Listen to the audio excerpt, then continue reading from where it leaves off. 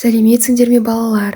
Бүгін біз 9-шы бөлім 5-6 сабақ әлемдегі таңғажайып кітапханалар сабағын өтетін боламыз. Менің арнама тіркеліп, лайк басып, комментарий қалдыруды ұмытпаңдар. Әлемдегі ірі кітапханалар туралы өзіңнің тұжырымдамаңды төмендегі кластер бойынша көрсетіп толтыр. Әлемдегі ірі кітапханалар: Александрия кітапханасы, Британдық кітапхана, Стокгольм кітапханасы, 150 миллионнан астам құндық ақпарат, Конгресс кітапханасы, 1 миллионға жуық әлемдік газет, 1714 жылы, 13 миллионнан астам сурет, 25 миллионға жуық сирек кездесетін қолжазба мен кітаптар. Екінші тапсырма: бізге ерекше әсер қалдырған кітапхана тақырыбында жұпта, топта диалог құрыңдар.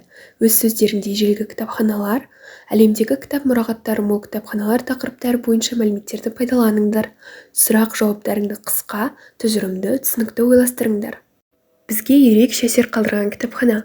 Арман, саған ерекше әсер қалдырып, қатты ұнаған кітапхана бар ма? Иә, Әсем, әрине бар. Ол Конгресс кітапханасы. Неліктен ол кітапхана саған әсер қалдырды?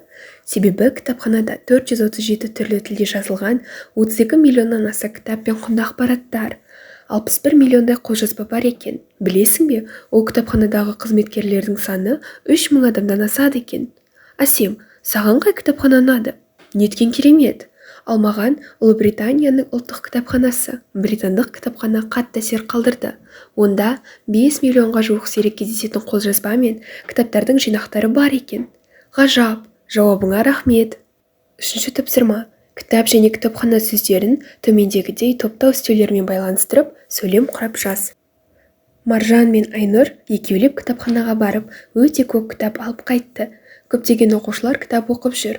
Балалар топ-тобымен бүгін ескі кітапханаға экскурсияға барып келді. Кітаптарды рет-ретімен алып кетіп, қыздар оқып жатыр. Оқушылар бір-бірлеп кітапханаға кіріп жатыр. Барлығы бас-басына бір-бір кітапты алып, үйлеріне қайтты. Төртінші тапсырма: мәтінді оқы.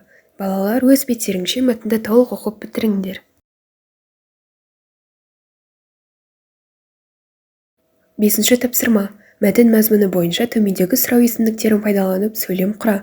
Не, қайда, қашан, қанша, қандай, не болды?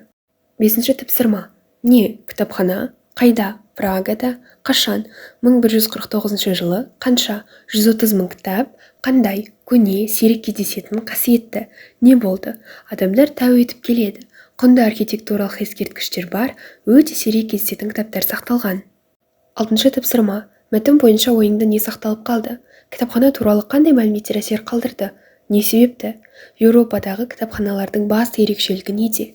Кітапханалар салынарда шіркеулер болып, кейінше қалай кітапханаға айналған? Өз пікіріңмен бөліс. Алтыншы тапсырма: мәтін бойынша ойымда Швейцариядағы Сен-Галь аббаттығының кітапханасы қалды. Ол орта ғасырлық кітаптарға ең бай кітапхана болып саналады. 2005 жылы жүргізілген санақ бойынша мұнда 160 000 кітап бар. Оның 2100-і қолжазба. Еуропадағы кітапханалардың басты ерекшелігі ол көлемі және кітаптарының саны мен тарихы. Кітапханалар салынғанда уақыт өте келіп шіркеулерге айналған.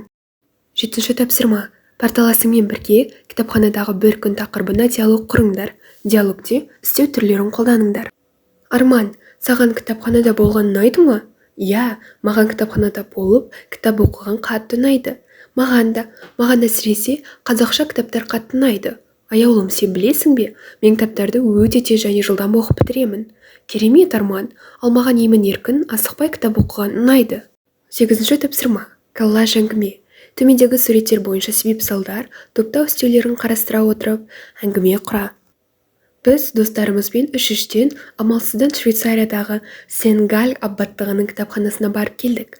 Екеулеп Әсия мен Марғұлан Прага қаласында орналасқан Строговск монастырының кітапханасына экскурсияға барып, жақсы уақыт өткізіп келді. Біз рет-ретімізбен Сиэтл кітапханасына кірдік. Ол әсем ғимараттың негізі 2004 жылы тұрғызылған екен. Тоғызыншы тапсырма: сөйлемдерден топтау үстеулерін теріп жаз.